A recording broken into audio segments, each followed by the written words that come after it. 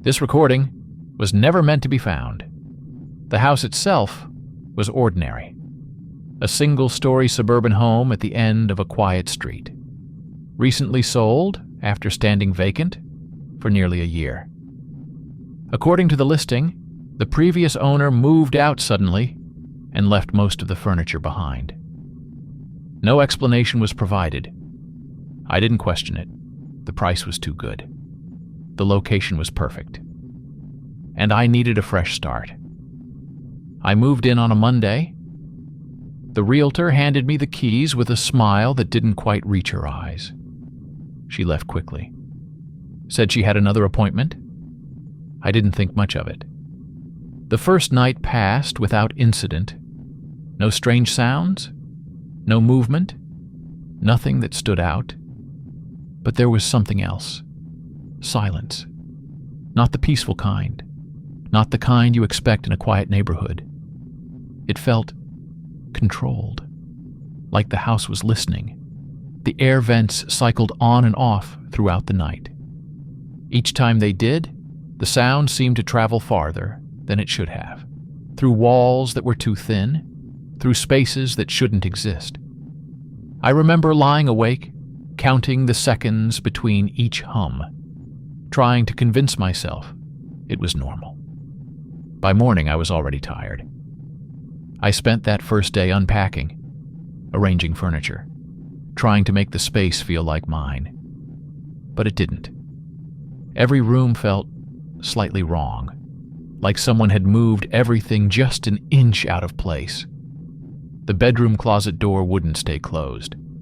It would swing open slowly, no matter how many times I shut it. I checked the hinges, adjusted them, tried again. It still opened. Eventually, I gave up. The second night was when I noticed it. Scratching. Not loud, not aggressive. Slow, deliberate. It came from beneath the floor. At first, I told myself it was rodents. Old houses have problems, you hear things. You learn to ignore them. But this wasn't random. The sound came in patterns. 3 slow scrapes. Then silence. Always the same. Always from the same place. Always at exactly 2:14 a.m. I know because I started checking my phone each time it woke me. 2:14. Every single night. I checked the crawl space entrance the next morning. The door was sealed shut. Painted over. Multiple layers of paint. Different colors showing through where the edges had chipped. No cracks. No damage. Nothing that suggested it had been opened recently. That should have been reassuring. It wasn't. Because when I pressed my ear against the door, I heard something. Breathing. Slow and steady, like someone sleeping. I pulled back immediately and called an exterminator. He arrived the next afternoon, a middle-aged man with tired eyes and a tool belt that rattled when he walked. He inspected the crawl space door, knocked on it, listened. Sealed tight, he said. Has been for years. I told him about the scratching. He nodded. Said it was probably squirrels in the attic. Common problem. He checked the attic. Found nothing. No droppings. No nests. No signs of any animal activity.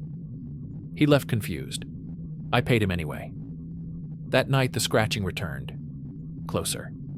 It felt like it was directly beneath my bedroom. I stayed awake until sunrise, watching the closet door. It never opened that night. But I heard footsteps in the hallway, soft, barefoot, walking back and forth, back and forth. When I finally gathered the courage to look, there was nothing there. By the 4th night, things started changing. Small things.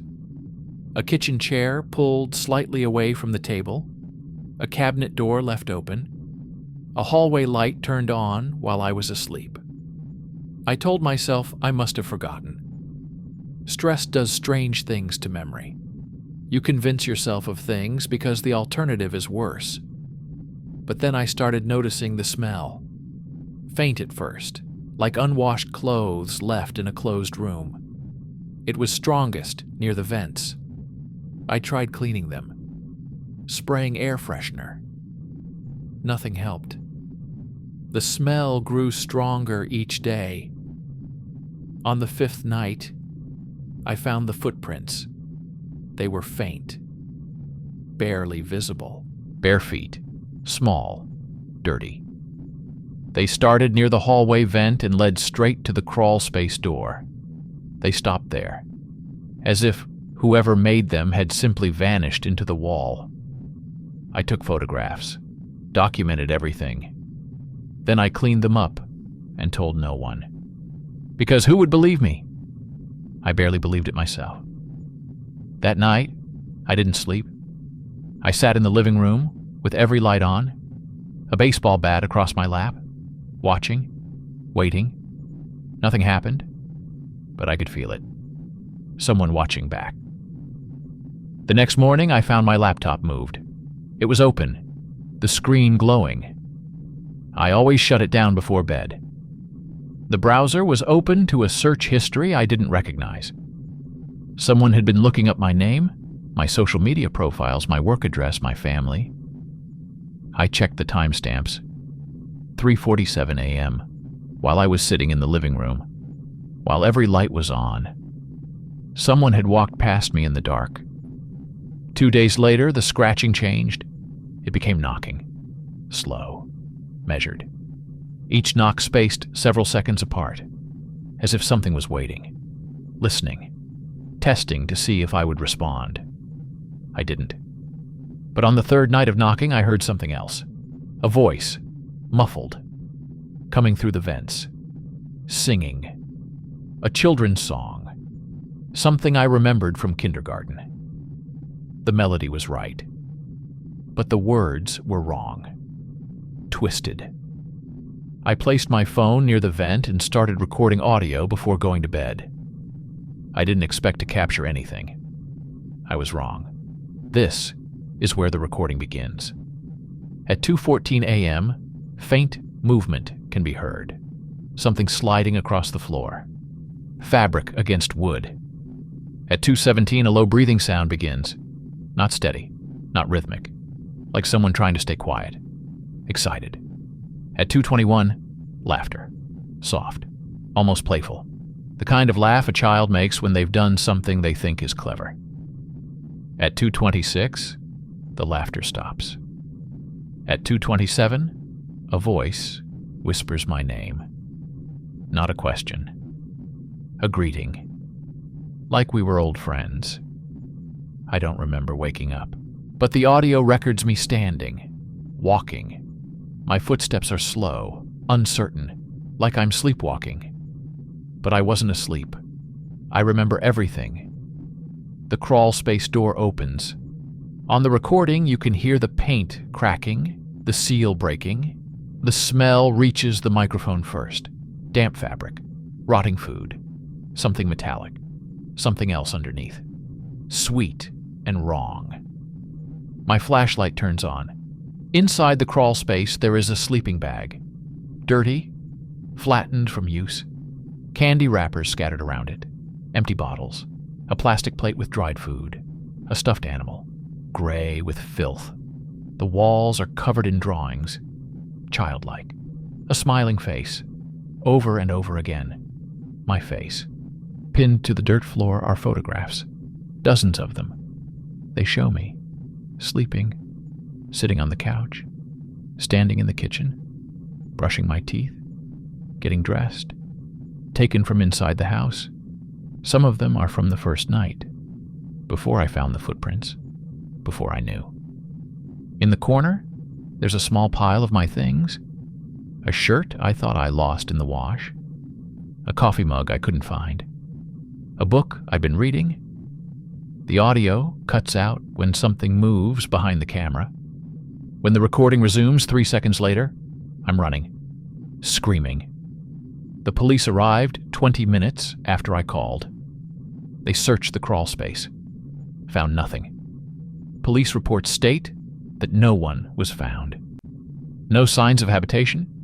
No fingerprints, no DNA, the dirt was undisturbed, no sleeping bag, no drawings, no photographs. They asked if I had been drinking, if I was on medication, if I had a history of mental illness. They suggested stress, sleepwalking, grief, maybe, from whatever I was running from. I showed them the recording.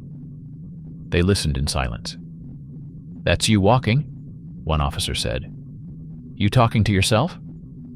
"But the voice, it's you. Your voice. Just distorted by the microphone." They suggested I see someone, a therapist. They left their cards on my kitchen counter. I didn't argue. When I returned home the next morning, I had spent the night at a hotel. The crawl space door was open, wide open. The drawings were gone. The sleeping bag was gone. Everything was gone. Only one thing remained. A note, left on the kitchen counter, next to the officer's business cards, written in red marker. 2 words. "Still here." The handwriting was mine. I moved out that afternoon. I never went back. The house sold again 3 months later. I tried to warn the new owners. They didn't respond to my messages. Last week I drove past the house, just to see. The windows were dark, but in one of them I saw movement. A small figure, watching the street, watching me. It waved. I drove away and haven't gone back since, but sometimes late at night, I still hear it.